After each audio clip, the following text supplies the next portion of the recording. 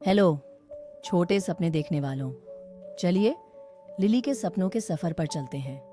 Lily बिस्तर में दुबक गई, अपने पसंदीदा कंबल को गले लगाते हुए, जो नरम और गर्म था, जैसे माँ की गले लगाना। शुभ रात्रि मेरी छोटी तारा, माँ ने उसके माथे को चूमते हुए फुसफुसाया। जैसे ही रोशनी मंद हुई, लिली ने एक हल्की सी हवा महसूस की। उसका कंबल रात के आकाश की तरह झिलमिलाया और चमका। इससे पहले कि वह पलक झपकाए, कंबल ने धीरे से उसे लपेट लिया और हवा में उठा दिया।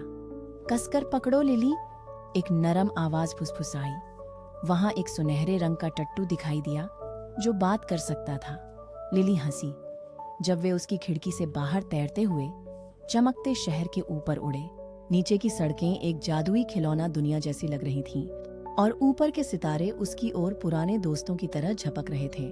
कंबल ने लिली को उठाया और बादलों की फूली हुई भूमि में ले गया।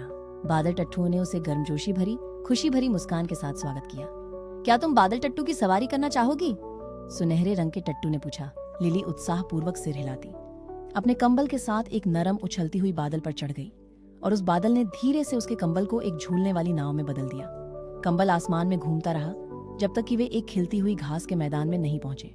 जुगनू चारों ओर नाच रहे थे, हवा में सुनहरे रास्ते बना रहे थे। एक दयालु पुराना सितारा लिली को आंख मारता है।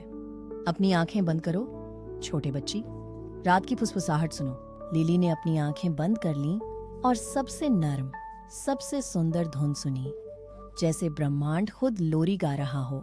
उसकी पलकें भारी हो गईं।